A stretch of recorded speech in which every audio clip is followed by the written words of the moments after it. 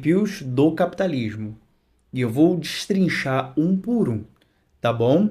E é interessante você anotar e perceber esses 4 princípios do capitalismo, porque a gente consegue fazer um contraponto ao socialismo, que é um conteúdo que eu vou deixar para você aqui também, tá? Então, princípio número 1, não tem ordem de importância, eu reservei aqui o princípio número 1, tá? Quando nós falamos em capitalismo, nós estamos falando da existência de uma propriedade privada dos meios de produção. Para tudo. No capitalismo, pode e deve existir a propriedade privada de um meio de produção. Rodrigo, meio de produção é um meio para você produzir um produto. Exemplo, fábricas, empresas e por aí vai. Legal até aí? Então, no sistema capitalista, deverá existir propriedade privada. Empresas, fábricas, lojas, comércios, terras e por aí vai. Legal?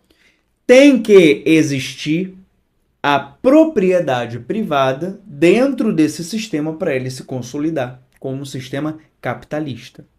E é interessante você perceber isso porque lá no capitalismo, na fase industrial, marcada aí pelas revoluções industriais, principalmente a segunda, você começa a perceber que você tem quem tem o meio de produção e quem tem a força de trabalho.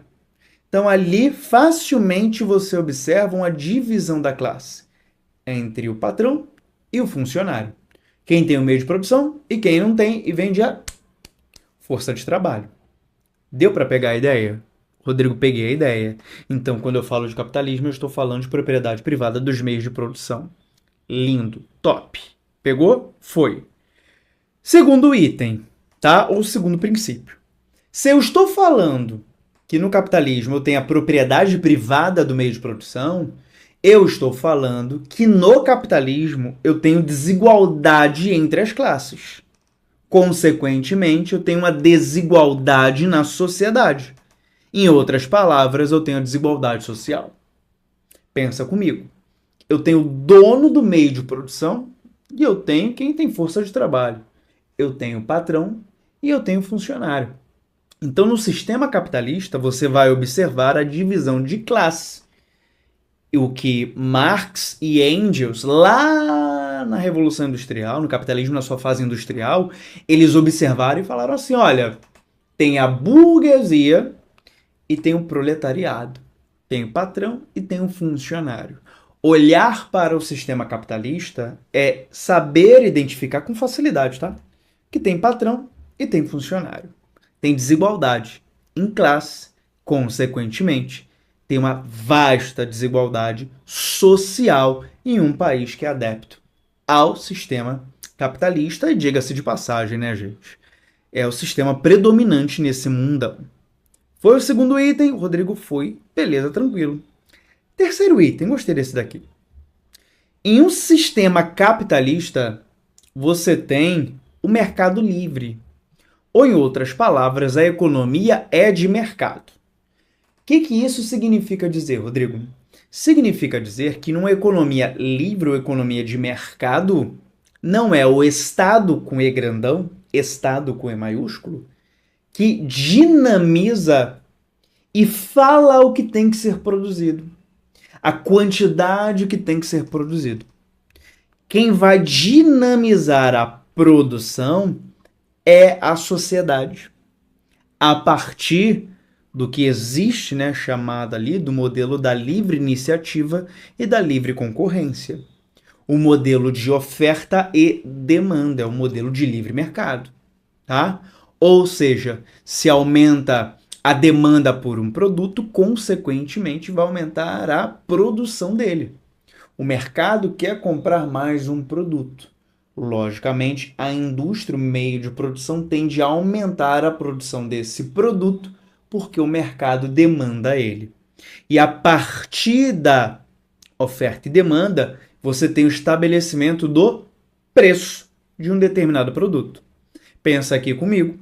Eu tenho canetas pra caramba sendo produzida e quase ninguém está consumindo. É uma tendência natural o preço dessa caneta diminuir para o consumo acontecer. Promoção. Agora, se tem muita gente querendo comprar uma caneta e essa caneta tem pouquíssimas, tá? Aumentei a demanda, segurei a oferta, eu consigo encarecer esse produto. Todo mundo quer, só tem 100, vou aumentar o preço. Então, a oferta e a demanda vai dinamizar o preço das coisas que existem. Isso é o que acontece dentro de um modelo capitalista. No socialismo é diferente, porque lá você tem a economia planificada, é o Estado que toma a decisão de quanto vai custar, de quanto você vai ganhar, do que é produzido, da quantidade. Na economia capitalista, não. Tem um livre mercado, tá? Rodrigo, numa economia ou num país capitalista, o Estado ele é mínimo? Não necessariamente. Muito cuidado com isso. Porque nós estamos falando de um sistema que é o capitalismo e nós estamos falando a parte de doutrinas econômicas. Eu posso ter um sistema capitalista e o governo que entrou pode colocar um Estado grandão, tá? Dando distribuição de renda, legal, investindo em saúde, educação, programas sociais. O sistema é capitalista. Por quê, Rodrigo? Porque a propriedade privada, que é um princípio estrutural do capitalismo, ele se mantém. Beleza? Porque a divisão de classe também está ali, está estruturada, se mantém. Legal? Porque a oferta e a demanda, ela está estruturada, o livre mercado ele se mantém. Mesmo o Estado grandão investindo em distribuição de renda, saúde, educação, combate à miséria, à pobreza, então são coisas diferentes. Cuidado, tá? Último item para fechar. No sistema capitalista, ele tem um grande propósito. O propósito desse sistema não é combater a desigualdade. O propósito desse sistema não é a igualdade de classe. O propósito desse sistema é a obtenção de lucro. Eu estou produzindo caneta, não é porque eu quero que todo mundo tenha caneta, não. Eu estou produzindo caneta para ganhar dinheiro, porque, poxa, eu gastei produzindo essa caneta, eu quero lucro. Estou produzindo porque tenho amor no coração, quero ajudar a galera. Não. Tem um elevado custo para eu conseguir produzir essa caneta.